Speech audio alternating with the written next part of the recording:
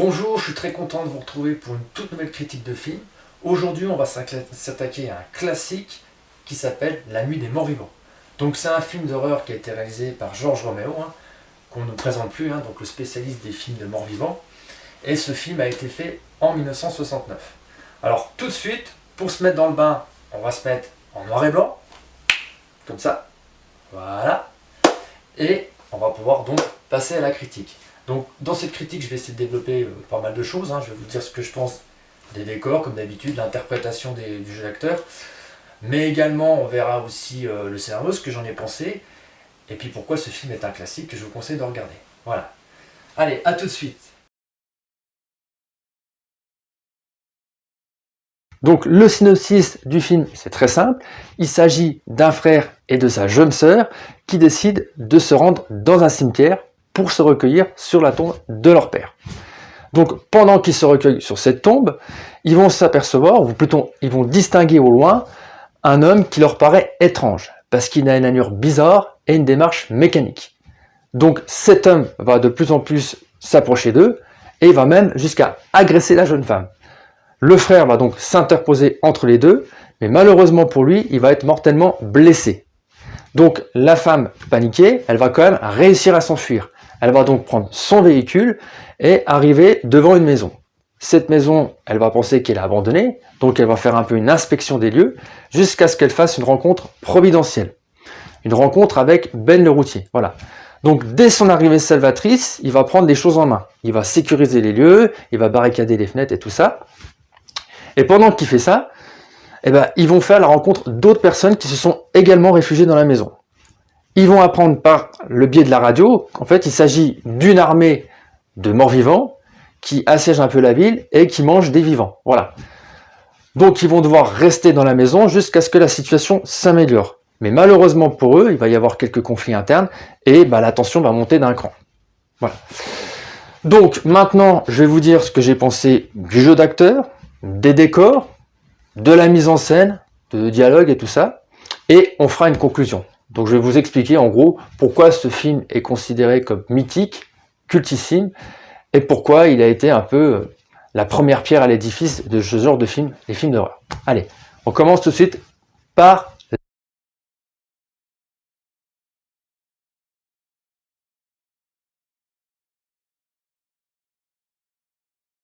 Donc l'interprétation des personnages est très satisfaisante. On a vraiment quelque chose de très crédible à l'écran. Grâce justement au jeu d'acteur que nous procure le jeune comédien qui va incarner Ben. Donc son interprétation du personnage, elle est magistrale. C'est magistralement interprété.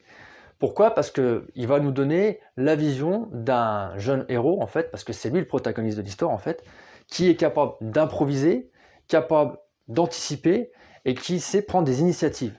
Parce que tout de suite, dès son arrivée salvatrice, il va, sécuriser les lieux, il va barricader les fenêtres, barricader les portes, il va également montrer que c'est un peu un MacGyver, parce qu'il va fabriquer des cocktails Molotov, et du coup, il va arriver à neutraliser les morts-vivants qui essayent de s'introduire dans la maison. Voilà, donc en trouvant différentes parades. Donc grâce à tout ça, parce qu'il va justement, suivre méticuleusement un processus de survie, il va nous donner donc l'incarnation type du héros des temps modernes qui n'a pas froid aux yeux et qui est capable de trouver des solutions pour aider à leur survie en fait. Donc c'est très très bien interprété, encore une fois magistralement. Face à lui, il va avoir une jeune comédienne qui elle également l'interprète de manière magistrale. Donc cette jeune comédienne va nous donner la vision d'une jeune femme qui est plutôt silencieuse au début, stoïque par rapport à l'agression qu'elle a subie et puis la mort de son frère. Donc elle va rester silencieuse et parfois elle va rentrer dans des phases d'hystérie. Et encore une fois, Ben va contrôler la situation en calmant ces phases de folie en fait. Et encore une fois, c'est très bien fait parce qu'on a une véritable alchimie qui s'opère entre les acteurs, une véritable interaction. Ensuite, comme j'ai dit, dans la maison, ils vont faire la rencontre d'autres personnes. Donc un père de famille, sa fille, sa femme et un couple. Et justement, là, ce qui est le plus intéressant, c'est qu'on a su travailler leur psychologie. Donc il y a tout un développement psychologique qui est fait pendant le film. Et c'est très bien fait, parce que ce développement psychologique va jouer sur non seulement leur interaction entre eux, la cohésion du groupe, leurs faits, leurs actions et les gestes qu'ils vont faire. Donc ça, c'est très important parce que ça va jouer aussi sur leur capacité à s'entendre en fait. Comme personne ne pense pareil, comme ils ont tous des psychologies différentes, des caractères différents, eh ben, ça va générer une situation conflictuelle. Et là, la tension va monter.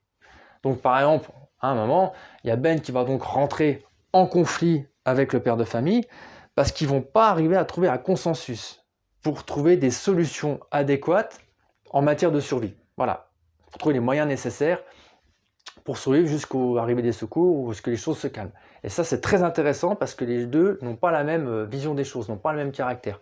On a un Ben qui est plutôt téméraire, qui aime prendre des initiatives, alors qu'on a un père de famille qui est plutôt, je dirais pas lâche, mais beaucoup moins téméraire, beaucoup moins dans la prise d'initiative, et qui préfère se réfugier ailleurs. Donc ça, c'est très intéressant, justement, grâce à ce développement psychologique. C'est très bien fait. Donc forcément, hein, vu qu'il va y avoir cette situation conflictuelle qui va se faire, eh ben, ça va jouer également aussi sur leur chance de survie, donc qui va donc être diminuée. Et ça va rajouter non seulement une épine dans le pied à Ben, le routier, mais aussi dans la cohésion du groupe. Parce que justement, eh ben, ça va être une situation conflictuelle qui va être presque inextricable. Voilà, donc ce que je pouvais dire par rapport à ça. Maintenant, je vais vous dire ce que j'ai pensé de la mise en scène et également pourquoi ce film est culte grâce à 3 scènes cultes, 3 scènes mythiques. Allez, on parle tout de suite de la mise en scène.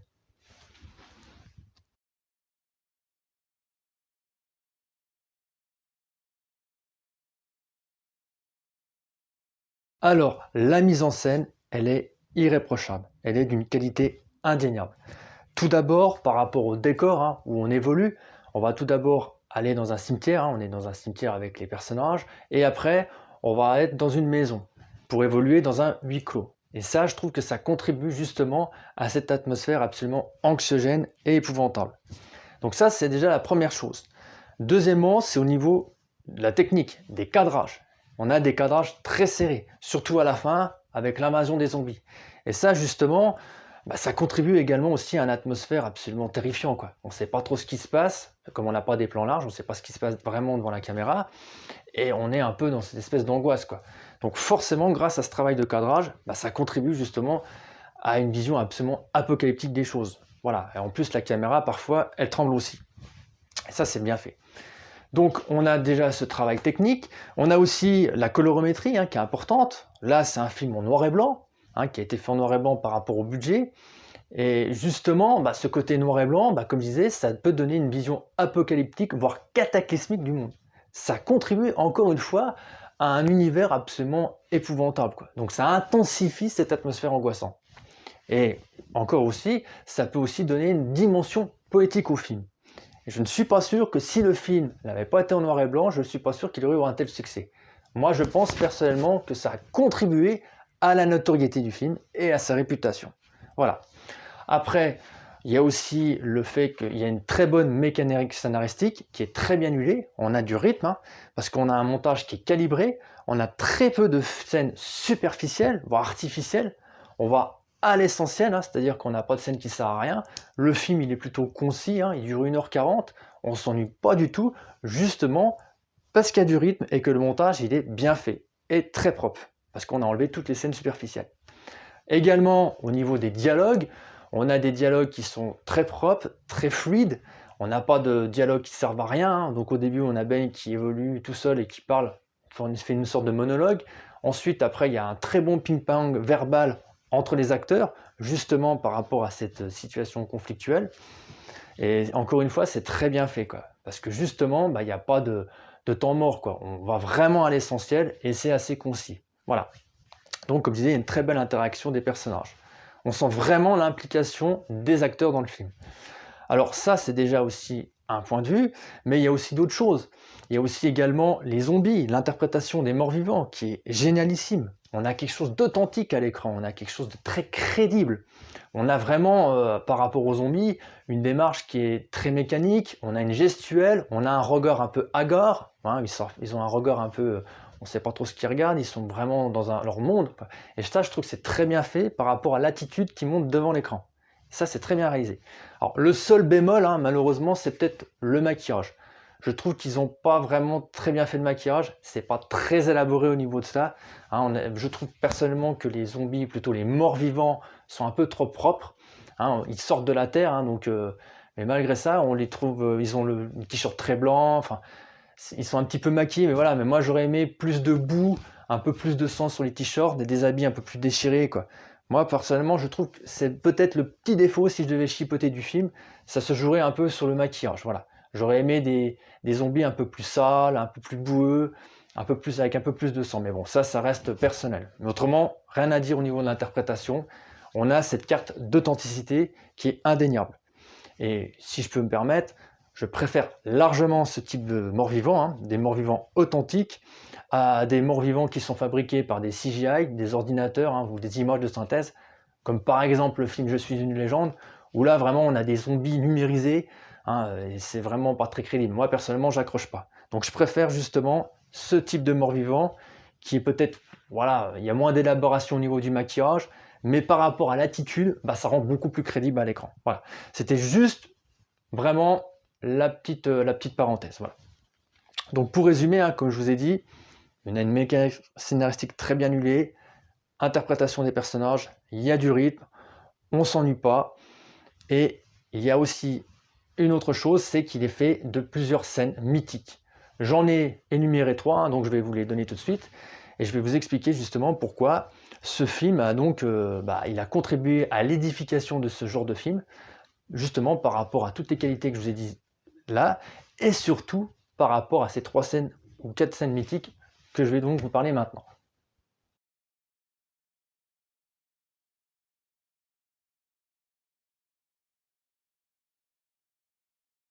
Alors, si ce film est tellement connu, hein, s'il est cultissime, voire vraiment intemporel, c'est surtout parce qu'il regorge de joyaux visuels, ces fameuses scènes mythiques. Alors moi, je vais vous les hiérarchiser, hein, par rapport à mon ordre de préférence. Après, comme je dis, c'est subjectif, hein, vous n'êtes pas forcément obligé d'aimer. Moi, la première scène que je trouve mythique, hein, que je mets dans mes préférés, c'est forcément la scène de cannibalisme. C'est une scène absolument terrifiante, voire épouvantable, parce que justement, on n'a pas de musique, on a juste un petit bruit un peu bizarre, et on entend un peu comment dire, les morts-vivants mâchouiller, on les entend mâcher. Et ça, c'est vraiment affreux, quoi. On les voit prendre leur temps et tout ça. C'est une image qui est quand même, qui vous reste dans la rétine, quoi. Donc ça, c'est la première scène que je trouve absolument terrifiante et mythique. Voilà. Après, il y a une deuxième scène aussi qui est mythique, hein, dans mon ordre de préférence. C'est la scène où la petite fille va tuer sa maman, elle tue sa mère. Et ça, encore une fois, c'est une scène absolument terrible, épouvantable, justement aussi par rapport à la forme, mais aussi par le fond, l'image et ce qu'elle véhicule comme message. Elle va quand même tuer sa mère. Et ça, c'est quand même, pour l'époque, c'était quand même quelque chose de pas très courant, quoi. Donc forcément, c'est une scène qui est quand même terrible. Elle est bien réalisée, justement, parce qu'il y a un jeu d'ombre et de lumière, hein. Il y a un cadrage qui est très bien fait, hein, donc on voit la petite fille tuer sa mère, mais on le voit grâce surtout à une idée géniale de cadrage et surtout de d'ombre et de lumière. Donc c'est pas vraiment, voilà, on va pas le voir, on va pas vous montrer carrément comment qu'elle tue sa mère, mais on va vous le mettre, on va vous le formuler d'une manière très astucieuse. Voilà. Donc ça, c'est une de mes scènes préférées également. Ensuite, la troisième scène, celle que j'aime bien aussi, c'est celle de l'invasion des zombies. Quand ces fameux zombies, enfin les morts-vivants, vont pénétrer dans la maison.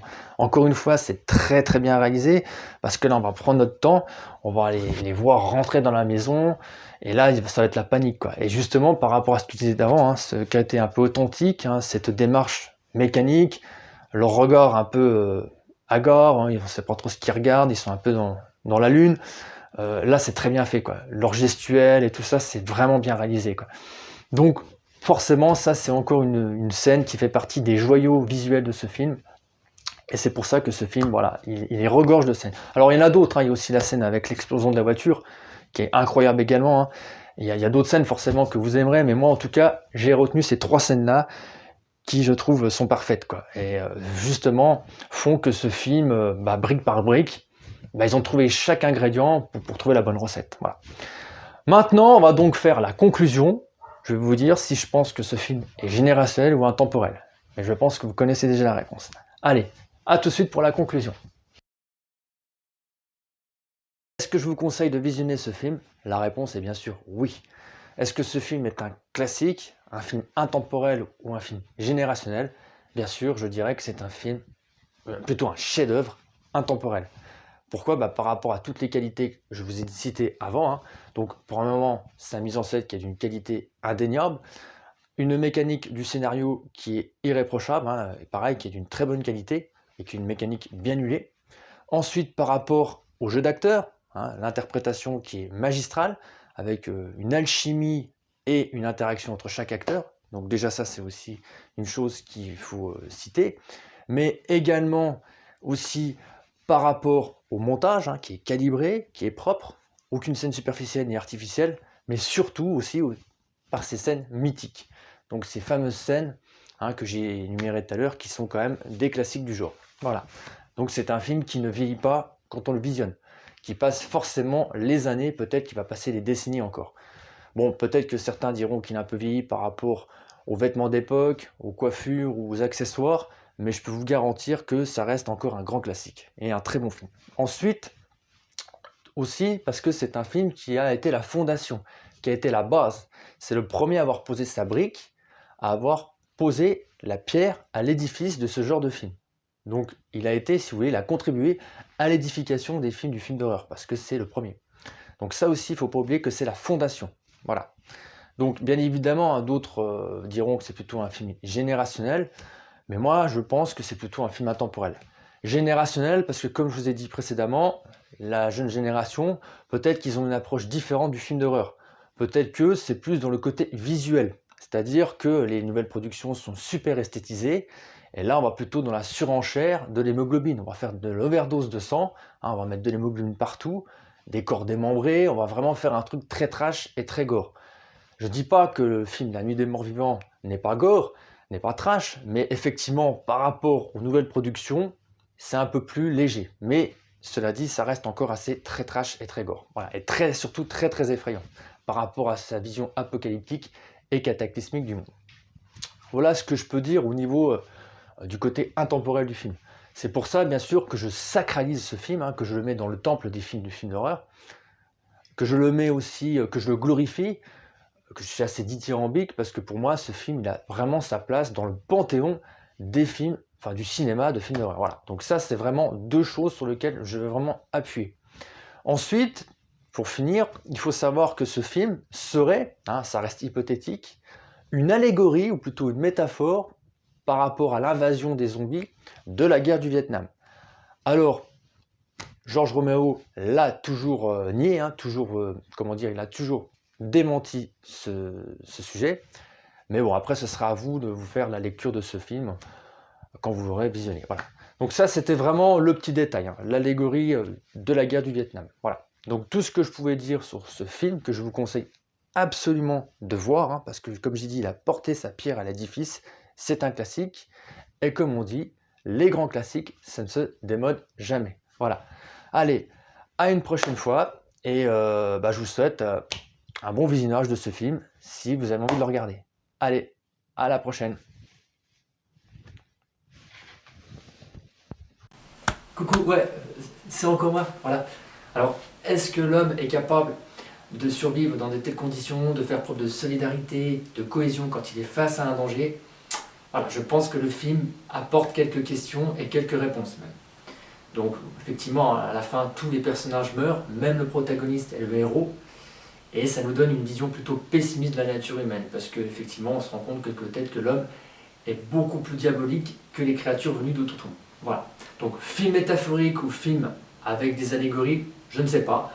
En tout cas, c'est un film emblématique des années 60-70 que je vous conseille de regarder vivement. Voilà. Attendez, vous n'avez pas entendu un petit bruit là? Attendez. Qu'est-ce que c'est que ça? Qu'est-ce que c'est que ce délire? Oh, on dirait bien un zombie. Bon, sur ce, je vais vous laisser. Hein, parce qu'il a l'air de s'approcher un petit peu dangereusement. Hein. Cette équipe. Bon, allez, salut!